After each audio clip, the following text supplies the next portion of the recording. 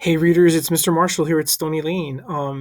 Last time we were together, we started talking about historical fiction, and if you remember what that is, that's a kind of book that happens in a place and a time like long ago.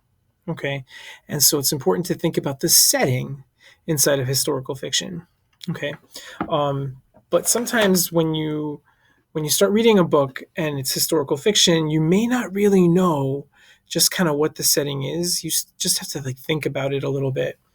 So I have a book for you. It's a beautiful book. It's a picture book that's historical fiction, and and in the beginning of it, it's going to be kind of tricky thinking about what we know about this setting, this time period. Okay, this is a book called Leah's Pony, and it's a beautiful picture book by Elizabeth Friedrich.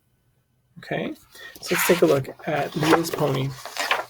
So, in the beginning of a historical fiction book, we're just trying to think, what is the setting and what do I already know about the setting? Okay, here we go. The year the corn grew tall and straight, Leah's papa bought her a pony. The pony was strong and swift and sturdy, with just a snip of white at the end of its soft black nose. Papa taught Leah to place her new saddle right in the middle of his back and tighten the girth around his belly, just so. Okay, so we don't know the setting yet, but we know it's kind of different than where we live, most of us, because she's got a pony, right? Let's keep going. That whole summer, Leah and her pony crossed through the cloud-capped cornfields and chased cattle through the pasture.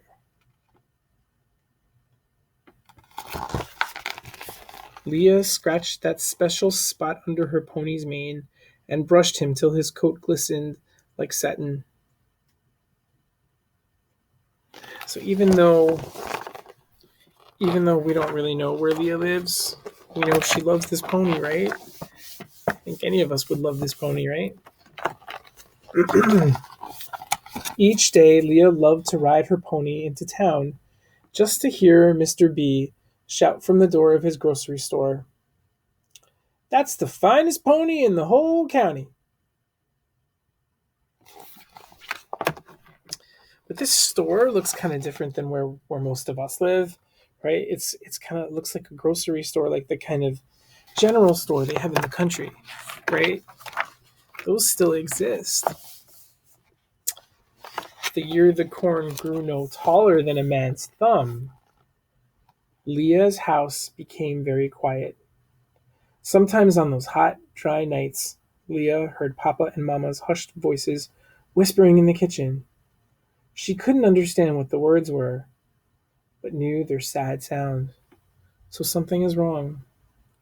So remember in the beginning it talks about when the corn grew tall.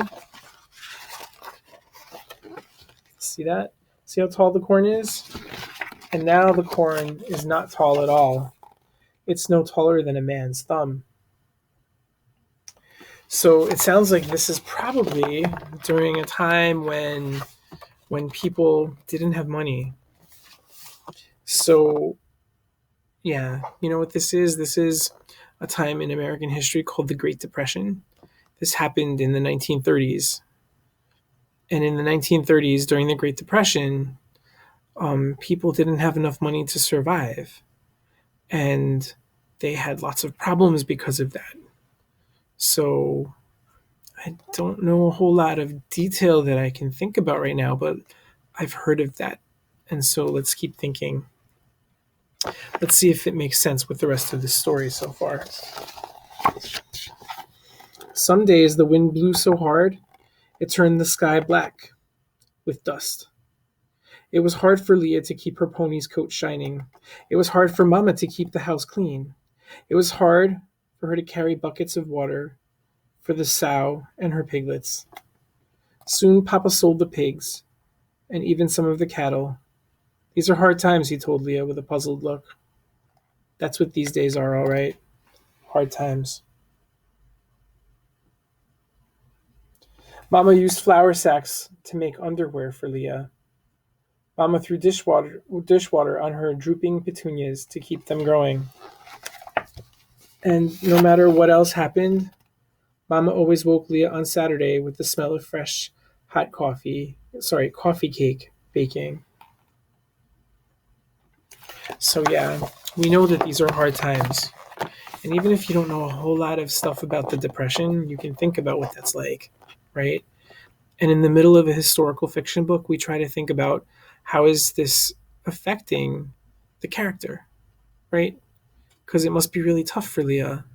It must be really tough for Leah to live with her family in a time where they didn't have anything. They were using dishwater to water their flowers outside, and they were selling their pigs, and they were having a hard time surviving. Let's keep going. So we're going to hang on to that idea that they're having a hard time, and poor Leah is having a hard time with that too. One hot, dry, dusty day, grasshoppers turned the day to night. They ate the trees bare and left only twigs behind. The next day, the neighbors filled their truck with all they owned and stopped to say goodbye. We're off to Oregon, they said. Must be better there. Papa, Mama, and Leah waved as their neighbors wobbled down the road in an old truck overflowing with chairs and bed springs and wire. Wow, even the neighbors are moving away. Everyone's moving away. The hot, dry, dusty days kept coming. On a day you could almost taste the earth in the air, Papa said, I have something to tell you, Leah, and I want you to be brave. I borrowed money from the bank. I bought seeds, but the seeds dried up and blew away. Nothing grew. I don't have any corn to sell. Now I can't pay back the bank. Papa paused. They're going to have an auction, Leah. They're going to sell the cattle and the chickens and the pickup truck. Leah stared at Papa. His voice grew husky and soft. Worst of all, they're going to sell my tractor. I'll never be able to plant corn when she's gone. Without my tractor, we might even have to leave the farm. I told you, Leah, these are hard times. Wow. Everything they own, everything that Leah knows, is going to be lost. This setting, this depression, is really affecting her. Can you imagine?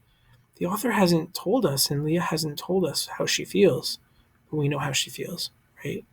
We know how she feels. Leah knew what an auction meant. She knew eager faces and strange voices would come to their farm. They would stand outside and offer money for Papa's best bull or Mama's prize rooster and Leah's favorite calf. They would sell everything to the person who offered the most money. All week, Leah worried and waited and wondered what to do. One morning, she watched a man in a big hat as he hammered a sign into the ground in front of her house. It said, "Farm auction today." That means people are going to show up to buy their stuff, and they have to give it to them. Leah wanted to run away. Now we're hearing some feelings. Now we're hearing how Leah's feeling, right? Leah wanted to run away. She raced her pony past the empty fields lined with dry gullies. She galloped past a house with rags stuffed in broken window panes. She sped right past Mr. B, sweeping the steps outside his store. Did you hear that? All the neighbors. Their houses are in trouble too. Look at this. Look where the words are. She raced her pony past empty fields lined with dry gullies. She galloped past a house with rags stuffed in broken window panes. Everybody's leaving. Everybody's suffering because of this. Not just Leah, but Leah's suffering too, right? At last, Leah knew what she had to do. She turned her pony around and rode back into town. She stopped in front of Mr. B's store. "You can buy my pony," she said. What? Her pony. Her pony is her most prized possession. She got her pony from her papa during the days when the corn grew really tall. She loved that pony. She took care of it. Now she's going to sell it. That must be so hard. She must be really in a bad situation with her feelings to want to sell her pony. Mr. B stopped and stared at her. "Why would you want to sell him?" he asked. "That's the finest pony in the county." Leah swallowed hard. I've grown a lot this summer, she said. I'm getting too big for him. Oh, she's afraid to admit it, right? Sunburned soil crunched under Leah's feet as she walked home alone. The auction had begun. Neighbors, friends, strangers, everyone clustered around the man in the big hat. How much for this wagon? Boomed the man. $5, $10 sold for $15 to the man in the green shirt. Papa's best bull sold. Mama's prize rooster sold. Leah's favorite calf sold. Everything is getting sold. Leah clutched her money hard in her hand. It has to be enough, she whispered to herself. It just has to be. Here's one of the best items on this entire auction, yelled the man in the big hat. Who'll start the bidding at $500? $500 for this practically new all-purpose farm all tractor. It'll plow, plant, fertilize, and even cultivate for you. It was time. Leah's voice shook. $1. The man in the big hat laughed. Yeah. That's a low starting bid if I ever heard one, he said. Now let's hear some serious bids. No one moved. No one said a word. No one even seemed to breathe. Ladies and gentlemen, this tractor is a beauty. I have a bid of only $1 for it. $1 for this practically new farm all tractor. Do I hear any of the bids? Again, no one moved. No one said a word. No one even seemed to breathe. Oh, this is ridiculous, the man's voice boomed out from under the hat into the silence. Sold to the young lady for $1. She got the tractor for $1. You know why? Because the neighbors were feeling sorry. And they didn't want to take their most prized possession. Because the tractor was sort of like the only thing they had that gave them hope for the future. So they let her keep it. Isn't that great? I guess that is something that might have happened in certain communities during the Great Depression too. Neighbors kind of stuck together if they could. The crowd cheered. And Papa's mouth hung open, and Mama cried. Leah proudly walked up and handed $1 to the auctioneer in the big hat. That young lady bought one fine tractor for one very low price, the man continued. Now how much am I bid for this flock of healthy young chickens? I'll give you 10 cents, offered a farmer who lived down the road. 10 cents? 10 cents is mighty cheap for a whole flock of chickens, the man said. His face looked angry. Again, no one moved. No one said a word. No one even seemed to breathe. Sold for 10 cents.